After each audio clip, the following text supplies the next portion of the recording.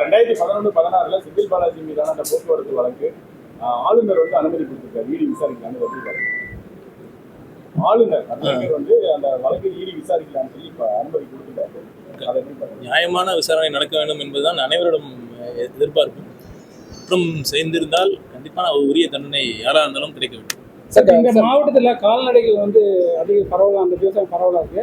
இந்த காங்கயம் பகுதிகளில் இந்த நாய்களால் ஆடுகள் பாதிக்கப்பட்டு அது ஒரு பெரிய விவசாயிகள்கிட்ட அது ஒரு பெரிய குறையா இருக்கு. அவங்க அந்த சந்தை மதிப்பீடு இழப்பீடுங்கிறது அரசு தரணும்னு சொல்லி நம்மளால கோரிக்கை கொடுத்துட்டு இருக்காங்க. கால்நடைத்துறை நிச்சயமா அதுக்கான நடவடிக்கைகள்லாம் எடுத்துக்கிட்டு தான் இருக்கும். ஸோ இதுக்கு முன்னாடி வந்து அதுக்கு ஒரு அமௌண்ட் மாதிரி கொடுத்துருக்கோம். பட் அது எங்களுக்கு பத்தாது, சந்தை மதிப்பீடுக்கே கொடுக்கணும் அப்படின்னு சொல்லி கேட்டிருக்காங்க. நிச்சயமா நியாயமான கோரிக்கைக்கு ஒரு சரியான தீர்வை கொடுக்கும். சார், மருத்துவ ஊழியர்களுக்கு வந்து கடந்த 2 மாசமா வந்து சிறுநாய்களை கட்டுப்படுத்துறதுக்கு அந்த பகுதிகளில் ஏதாவது நடவடிக்கை எடுக்கப்படுமா? நிச்சயமா அதுக்கான நடவடிக்கைகள் வந்து இப்போ எடுத்துக்கிட்டு தான் இருக்கோம். ஸோ ஏபிசி அப்படின்ற அந்த ஸ்டெரிலைசேஷன் வந்து இதுக்கப்புறம் சரியாக நாங்கள் பண்ணி வேக்சினேஷனை நம்ம கரெக்டாக போட்டோம் அப்படின்னா நம்மளால நிச்சயமா வந்து அந்த நாய்கள் கட்டுப்பாட்டை வந்து சரியாக பண்ணுறோம். இது ரிலேட்டடாக நான் ஸ்டார்ட் பண்ணுறேன். அந்த நாய்க்கடி மருந்து, நாய்க்கடித்தால் அது ஆன்டிரேபிஸ் வேக்சின் அதுவும் அனைத்து அரசு மருத்துவமனையிலும் தங்கு தடையின்றி கிடைக்கிறதுக்கான அனைத்து ஏற்பாடுகளும் நாங்கள் செஞ்சிருக்கோம். ஆராய்ச்சி மையம் சொல்லிட்டு 2020 கட்டப்பட்டது இப்போ வரைக்கும் வந்து நடைமுறையில மருத்துவமனைகள்ல உபகரணங்கள் பயன்படுத்தப்படாம நீண்ட நாட்களாக கிடக்கு. நீங்க அது வந்திருக்கோம். இனிமே நிச்சயமா என்னென்ன நடவடிக்கைகள் எடுக்கணுமோ அதை எல்லாமே கண்டிப்பா. மேடம், அதே மாதிரி அந்த கறிக்கோழி உற்பத்தியாளர்கள் வந்து அந்த வளர்ப்புக்கு வந்து அதேதான் நியாயமான கோரிக்கைக்கு சரியான தீர்வு. கண்டிப்பா 30 டேஸ்க்குள்ள வந்து ஒண்ணு பதில் கொடுக்கணும், இல்ல ஆக்ஷன் எடுக்கணும்னு சொல்லி ஒரு வியூ இருக்கு. இது வரைக்கும் அதை யாருமே ஃபாலோ பண்றது இல்லை. நம்ம ஆட்சியிலாவது ஃபாலோ பண்றது. ஜியோ 99 ஒரு புகார் மனு நான் கொடுத்தேன்னா 30 நாட்களுக்கு நடவடிக்கை எடுக்கப்பட வேண்டும் அல்லது உரிய பதிலாவது எனக்கு தரப்படணும்.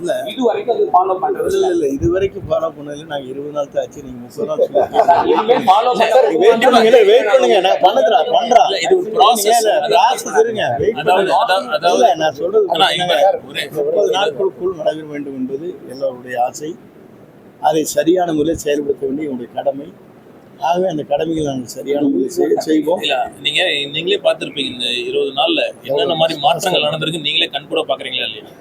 சிஎம் ஒரு லீடிங் பை எக்ஸாம்பிள் முன்னுதாரணமா நடந்தது. நிறைய செக்ரட்டரி தலைமை செயலகத்துக்கு கரெக்டா ஒரு 10 மணிக்கு வராரு. உணவு இடைவேளையில கூட வீட்டுக்கு போகாம 5 மணி வரைக்கும் அங்கேயே ½ தான் லஞ்ச் அங்கேயே சாப்பிட்டு இன்னும் ஈவினிங் வரைக்கும் இருக்காரு. நீங்களே சொல்லுங்க, எந்த முதலமைச்சர் இந்த மாதிரி ஃபங்க்ஷன் பண்ணி? அதனால இந்த 20 நாள்ல அது மட்டும் இல்ல, எத்தனை துறைகள்ல லஞ்சம் ஊழல் ஒழிக்கப்பட்டிருக்குன்னு நீங்களே பார்த்துருப்பீங்க. அதனால கொஞ்சம் எங்களுக்கு இப்பதான் பழைய அந்த ஸ்டடி பண்ற எல்லாருமே அடிமட்டம் வரைக்கும் நடக்கணும்னு ஆசைப்படுறோம்.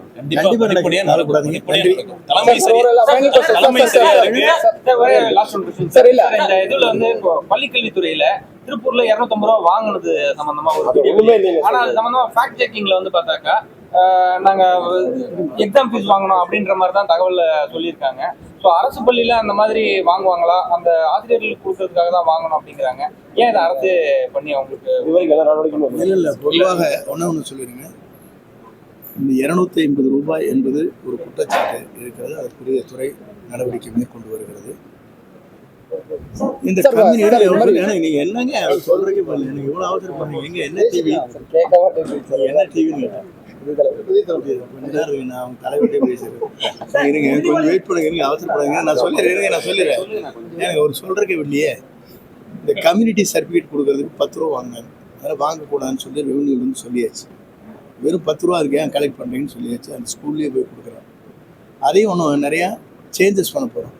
எனக்கு ஒரு டைம் கொடுத்தீங்கன்னா தான் இதில் பண்ண முடியும். தான் 1 by 1 நாங்கள் ஸ்டடி பண்ணிட்டு இருக்கிறோம். ஸ்டடி பண்ணி என்னென்ன குறைகள் இருக்குன்னு பார்த்துட்டு ஆய்வு செய்கிறோம். அதே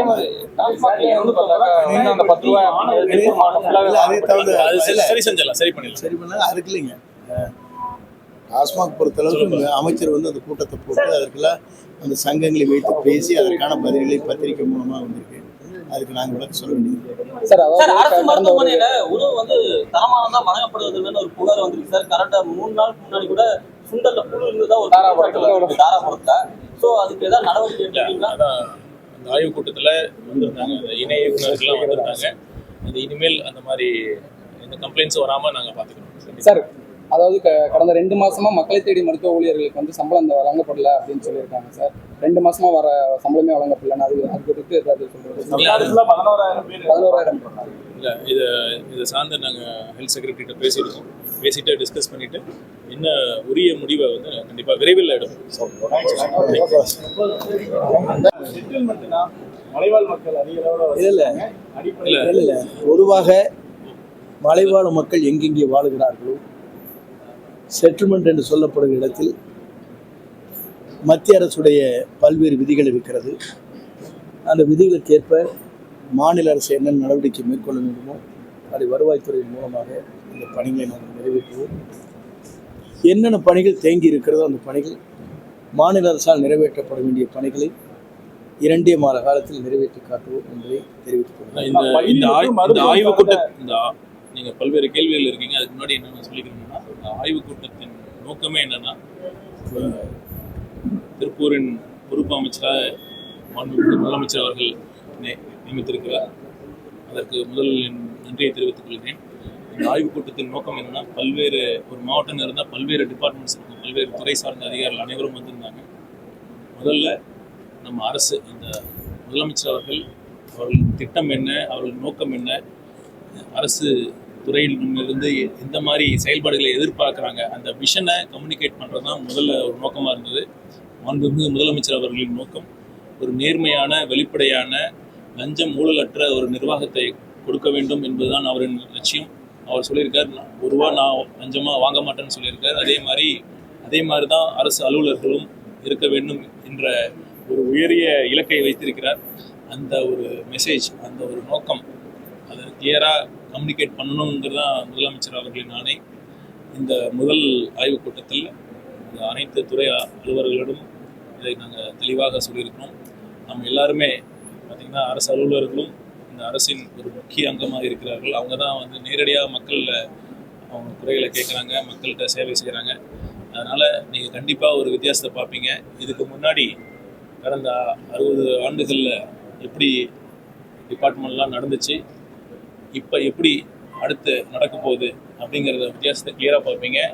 நீங்கள் இந்த மாதிரி செட்டில்மெண்ட்டில் ஒரு விஷயம் இருக்குன்னு சொன்னீங்க, அடிப்படை வசதி இல்லைன்னு சொல்லியிருக்கீங்க, மருத்துவம் சார்ந்த விஷயம் சொல்லியிருக்கீங்க, குடிநீர் சார்ந்த விஷயம் நிறையா சொல்லியிருக்கீங்க. கண்டிப்பாக இதெல்லாம் இந்த கடந்த ஆட்சியில் தேங்கி கிடந்த பணிகள் கண்டிப்பாக ஒவ்வொன்றாக சரி செய்து எந்தெந்த விஷயத்தெல்லாம் எதை முதல் செய்யணும், எதை அடுத்து செய்யணும் அப்படிங்கிற முடிவு மாவட்ட ஆட்சியர், மாவட்ட காவல்துறை கண்காணிப்பாளர் அனைவரிடம், அனைத்து துறை அதிகாரிகளிடம் பேசி உரிய முயற்சிகளை நாம் கண்டிப்பாக எடுப்போம். ஏன்னா எங்களோட நோக்கம் தெளிவாக இருக்குது, எங்கள் இன்டென்ஷன்ஸ் ரொம்ப கிளியராக இருக்குது, மக்களுக்காக மட்டும்தான் உழைக்கணுங்கிற இன்டென்ஷன்ஸ் இருக்குது.